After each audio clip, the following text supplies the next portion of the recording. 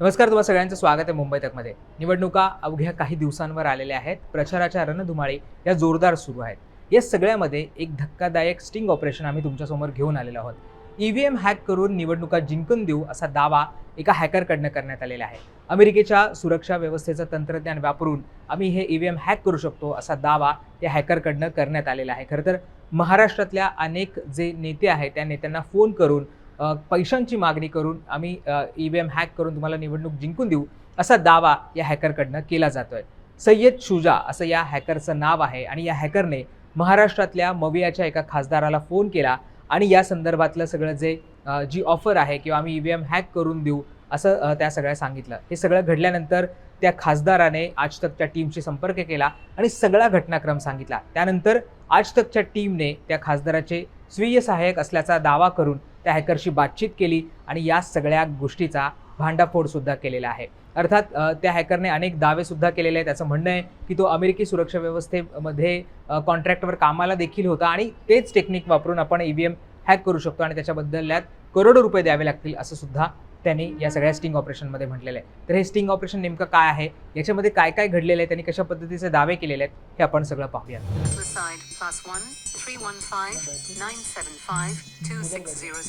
नहीं इधर I frame on I am receiving the call okay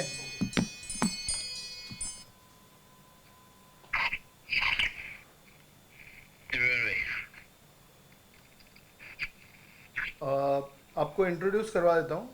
ये है अल्पेश जी. नमस्कार. अल्पेश जी हैं ये हमारे. इनका आपको पता होगा इनके पास 102 सीट्स इनको दी गई है. 75 इनको करवाना है. 75 कितना हो पाएगा, मतलब आपको क्या लगता है? The number is between 60 to 75. We'll give you definite digit once we finalize this. 63 होंगे आपके यहाँ. 63. 63. 63 आप बोल रहे हो कि कंफर्म हो जाएगा? हाँ 63 कंफर्म होगा. But 63 जो हम नाम देंगे वही ना? आप दे दो नाम. 105 में से मेरे पास 63 स्ट्रेट आउट एक्सेस है, लेकिन मेरे को वीवीपैट की मशीन की डिटेल्स चाहिए.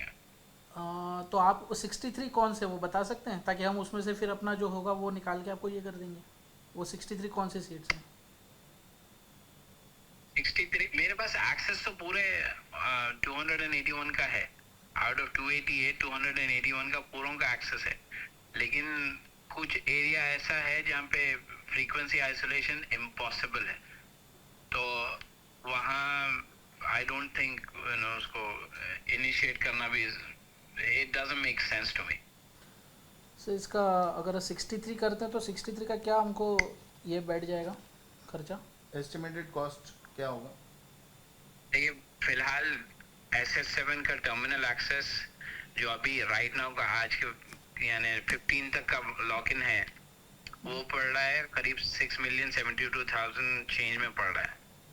6,72,000. US dollar. 6,72,000. Okay. This is in rupee or dollar? 1 This is in rupees. नहीं, ये यूएस डॉलर में पड़ रहा है. Okay. अब इंडियन रुपी में कराओ तो 52 CR 53 CR के आसपास पड़ रहा है. जी जी. अगर पूरा क्लीन स्वीप मारना है तो you just need to increase the bandwidth. That's it. $120,000 extra पड़ेगा, plus I need people on ground. That's it. How many people? आपने हमसे 20 लोग मांगे थे. 60 to 64 लोग चाहिए होंगे मेरे. 60 to 64 मतलब इनका क्या रोल होगा, या ये किस लिए, आप कैसे आपको हेल्प कर सकेंगे? Isolate the signal. ओके. अब इंडिया में 2G नेटवर्क नहीं रहा, सारे 4G 5G पे है. तो 2G नेटवर्क को आइसोलेट करने के लिए I need frequency between 102 and 150. तो ये लोग हम तो आपको उसके- देंगे या आपके रहेंगे?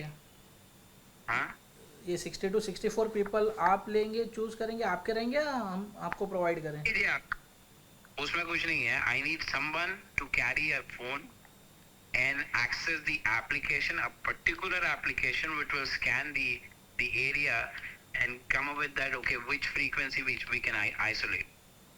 एक frequency पुलिस का रेडियो यूज करता है, वॉकी टॉकी का जो नेटवर्क है, और उसी के लगभग वही शॉर्टवेव के ड्यूरेशन में ईवीएम की फ्रीक्वेंसी मैच होती है.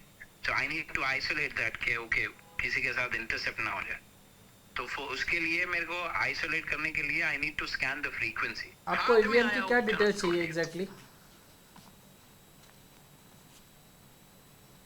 ईवीएम की एग्जैक्टली क्या डिटेल्स चाहिए आपको? मैं तो प्रोवाइड करवाता हूँ. रैंडमाइजेशन के बाद कंट्रोल यूनिट, बैलेट यूनिट और वीवीपैट कौन से पोलिंग स्टेशन पे जाएगा, ओके वो एक पीडीएफ में आता है. ओके और उसके सीक्वेंस भी होता है. देखिए, ईवीएम सबसे बड़ा जो चैलेंज है कैंडिडेट सीक्वेंस आइडेंटिफिकेशन नंबर. हर पार्टी का एक यानी नेशनल पार्टी है, जैसे अब कांग्रेस है तो कांग्रेस का सीक्वेंस शुरू होता है INNP से शुरू होता है. बीजेपी का INBP से शुरू होता है. रीजनल पार्टी है तो रीजनल पार्टी का अलग शुरू होता है. तो हर कैंडिडेट का उसके साथ सीक्वेंस जुड़ता है. कोई पोलिंग बूथ पे, यानी मान लीजिए 300 पोलिंग बूथ है, 300 पोलिंग बूथ में 50 पोलिंग बूथ पे वो कैंडिडेट 1 पे कांग्रेस रहेगा, 50 पोलिंग बूथ पे कैंडिडेट 2 कांग्रेस पे रहेगा. तो ये सीक्वेंस जो अलग हो रहा है, उससे दिक्कत ये आती है कि अगर मैं कैंडिडेट एक के ऊपर ही पूरा मारूं, और अगर एक कैंडिडेट के ऊपर अगर कांग्रेस 50 जगह है, 100 जगह नहीं है, समझ गया तो मेरे हाथ से जो है बीजेपी जीत जाएगी. समझ गया. तो ये चाहता मैं, अगर मेरे पास वीवीपैट की डिटेल्स है तो ओके, आई नो कि भाई ये वीवीपैट के अंदर बिट सीक्वेंस कौन सा है, कौन से बटन के ऊपर कौन से कैंडिडेट का सिंबल लगा हुआ है, मुझे ये पता चल जाता है. At least I can read that. So मेरे को एग्जैक्टली वो फाइल रैंडमाइजेशन के बाद जो रिटर्निंग ऑफिसर से आप पूछो, रिटर्निंग ऑफिसर दे देता है. ये तो मुझे वो फाइल चाहिए. डिटेल्स मिलने के बाद फिर आप किस तरह से करेंगे? इलेक्शन वोटिंग के दिन ही होगा या कैसे होगा और किस तरीके से होगा? मैं तो पहले ही प्री प्रोग्राम जितने हैं उसको फ्लिप कर देता हूँ. यहाँ पे प्री प्रोग्राम्ड है बीजेपी के फेवर में, मैं उसको ऑलरेडी फ्लिप करके रखता हूँ. लेकिन on the day of election वो जो ट्रांसमिशन शुरू करते हैं, मैं इसको इंटरसेप्ट कर लेता हूँ. मेरे पास से रिटर्न एक फाइल जाती है. और ये सिर्फ वोटिंग के दिन हो सकता है या जो बीच के 2 दिन है, जैसे 23 को काउंटिंग है तो 21-22 को पॉसिबल है कुछ? बहुत ज्यादा क्रूशियल होते हैं, क्योंकि बीच के 2 दिन में जहाँ पे इनका ट्रांसमिशन नहीं हुआ. कमाल की बात यह है कि ईवीएम मशीन बंद होने पे भी, खासतौर पे ECIL की जो मशीनें हैं, बंद होने पे भी उस पर ट्रांसमिशन होता है. नो मैटर व्हाट, आप जैसे ही मशीन खुलेगी, नया अगर फाइल आ गई तो वो ट्रांसमिशन के अंदर गिनी जाती है. तो वो आसान है उनके लिए. And I have to be cautious for the next 3 days. every single minute of the hour I have to constantly scan के भाई होगा कोई ट्रांसमिशन हो रहा है क्या. सो अगर मेरे पास वीवीपैट की डिटेल्स नहीं है तो मुझे नहीं पता कि ओके कौन से वीवीपैट के ऊपर ये लोग ट्रांसमिशन मार रहे हैं. दरम्यान इलेक्शन कमिशनने अनेक वेळा दावा केला आहे की भारतीय EVM आहे ते कुठल्याही पद्धतीनं हॅक केलं जाऊ शकत नाही. त्याच्यामध्ये अशी कुठलीही टेक्निक नाही आहे किंवा कुठलंही तंत्रज्ञान जरी वापरलं तरीसुद्धा हे EVMs हॅक केले जाऊ शकत नाही. त्यामुळे जो दावा या हॅकरने केलेला आहे तो दावा इलेक्शन कमिशनकडून फेटाळण्यात आलेला आहे. तुम्हाला या सगळ्या प्रकाराबद्दल काय वाटतं हे आम्हाला कमेंट करून सांगायला विसरू नका. आणि अजूनही तुम्ही मुंबई तकला सबस्क्राईब केलं नसेल तर ते सुद्धा करायला विसरू नका.